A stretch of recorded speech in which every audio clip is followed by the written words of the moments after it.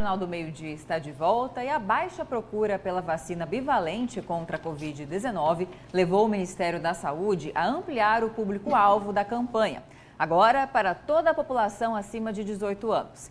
E aqui em Mato Grosso, a taxa de vacinação é de apenas 2,18%. Falar sobre esse e outros assuntos, que está aqui ao vivo no estúdio do Jornal do Meio-Dia, o secretário de Saúde de Várzea Grande, Gonçalo de Barros. Boa tarde, secretário, e seja bem-vindo aqui ao Jornal do Meio-Dia. Boa tarde, Lúcio. Boa tarde, Camila. Boa tarde. Toda a audiência do Jornal do Meio-Dia. Satisfação de estar aqui retornando aqui a essa casa. Secretário, se repete em Várzea Grande aquilo que já vem acontecendo no Brasil inteiro, apesar de todos os apelos das autoridades da área de saúde. O índice de cobertura vacinal, não só para a Covid, né, mas para outras doenças, é muito alto, né? Continua muito alto. O índice de evasão, né? Nós estamos realmente... É um momento diferente na nossa cultura vacinal. O Brasil, reconhecidamente, um país que é referência no mundo na questão da prevenção, da vacina, né, de vacinação. E por tudo que aconteceu agora com essa Covid, com todos as dores, os dissabores que a população experimentou e ainda vivencia em algum ponto ou outro, é um comportamento até que nos dá surpresa nesse sentido da baixa procura da cobertura de vacinação da Covid e acabando afetando também doenças que já estavam, provocando doenças que já estavam completamente erradicadas, tipo a paralisia infantil, que é um perigo, né, a polio, que nós precisamos urgentemente de recuperar essa cultura vacinal para poder dar essa tranquilidade para a população. Secretário, só para frisar a importância dessa vacina agora bivalente, que ela é diferente da que tivemos bem no início da pandemia, né? De que forma ela acaba sendo mais eficaz nesse momento e é indicada até para quem já tomou até a dose de reforço da vacina anterior? Explica melhor para quem não está entendendo poder entender. Então, a variante Omicron, sim, a Omicron ela veio bem posterior às vacinas, às primeiras vacinas.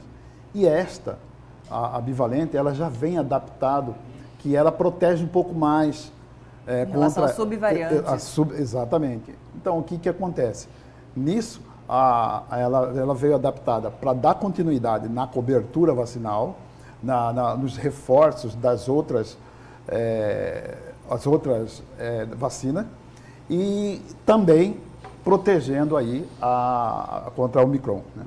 Agora, secretário, no caso da poliomielite, né, porque aí é preciso levar as crianças para vacinar, né?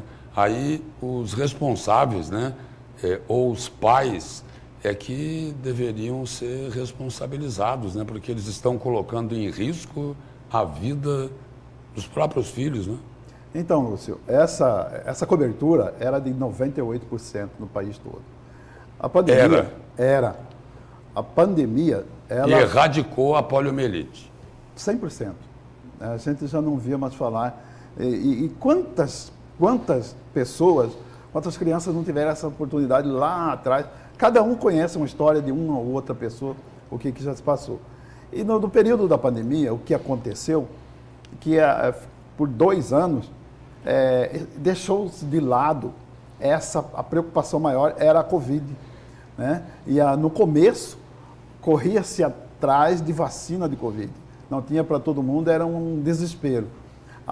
E hoje a situação se normalizou e a administração pública está correndo atrás de convencer a população para vir tomar a dose de reforço. Mas aquela cultura lá da polio, lá do anterior de 98%, aquela cobertura, ela ainda não chegou, ela ainda não retornou, né? As crianças têm as datas certas, nasceu tantos meses e tal, e isso aí é uma tabelinha que os pais precisam e muito estar atento, que é a oportunidade para proteção para uma doença dessa natureza, ela está à disposição.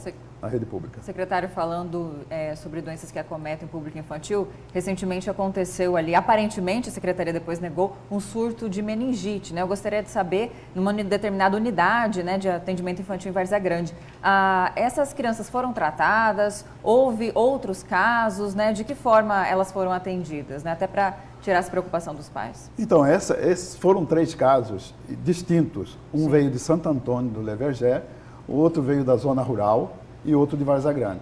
Então, por ser crianças que não tiveram contato e de lugares longe, distintos, descarta-se ali aquela possibilidade de surto.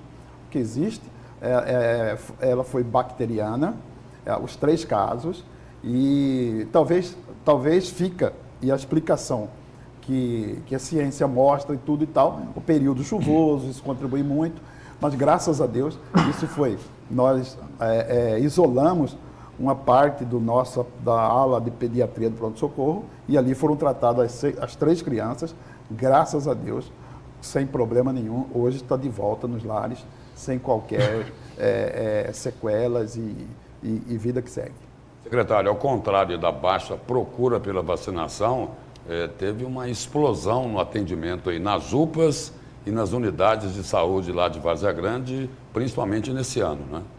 Então, Lúcio, a gente vem monitorando e acompanhando, em cima do nosso planejamento, em cima da atenção primária, secundária e terciária, desde 2020, lá de 2020, as nossas 2 UPAs, mais as unidades básicas de saúde, atenderam, no mês de abril de 2020, 29 mil pessoas. Isso está registrado, cadastrado, tudo no sistema. E ela foi gradativamente subindo. 2021, pulamos para 46 mil pessoas. 2022, chegamos a 80 mil pessoas. Só que agora, o abril de 2023, nós chegamos a 126 mil pessoas. Um número fora de qualquer realidade, levando em consideração que Várzea Grande tem 315 mil habitantes. Em apenas 30 dias, atender 126 mil pacientes, ela não tem... Então, houve um inchaço, houve uma demanda, uma sobrecarga, mas graças a Deus está normalizando. Secretário, uma última pergunta. O senhor, na sua avaliação, acredita que o processo de intervenção tem dado resultados? Ou seja, Cuiabá está proporcionando atendimento, medicamentos médicos, isso tem refletido de alguma forma na diminuição da procura por esses atendimentos lá em Várzea Grande, que a gente sabe que a população cuiabana cruzava a ponte por falta de atendimento e médicos aqui, né? Na sua avaliação.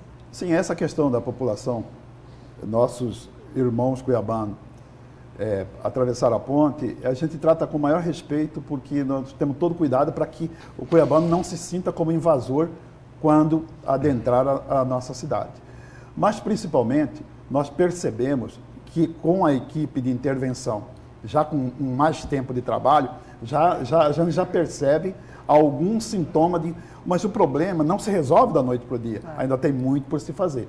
E apesar de que a equipe, me parece, mostra que está trabalhando muito, mas ainda tem muito para se fazer. A realidade é que eles encontraram uma dificuldade muito grande na questão de medicamentos.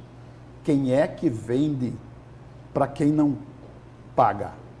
Falta de médicos. Falta de médicos. Falta de raio-x. Não se resolve da noite para o dia. Sim. Cuiabá, na verdade, estava sem a questão do crédito, né? E aí isso foi dificultando e a população pagou. Agora, não levando para a parte política qualquer, longe disso, eu acho que não é momento para isso.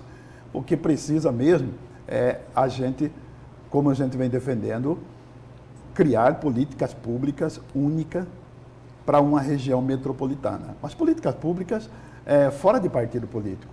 E aí tratar do interesse da coletividade, que é a população. Política pública é uma coisa, politicagem é outra bem diferente, né? Que ninguém quer, né, Lúcio? Secretário, é isso. Secretário... Isso é na teoria e precisa ser na prática também. Difícil, mas tá bom. Vamos acreditar que isso poderá acontecer. Sim. Obrigado pela presença e pelas informações aqui no Jornal do Meio-Dia. Eu que agradeço, continuamos à disposição. Obrigado.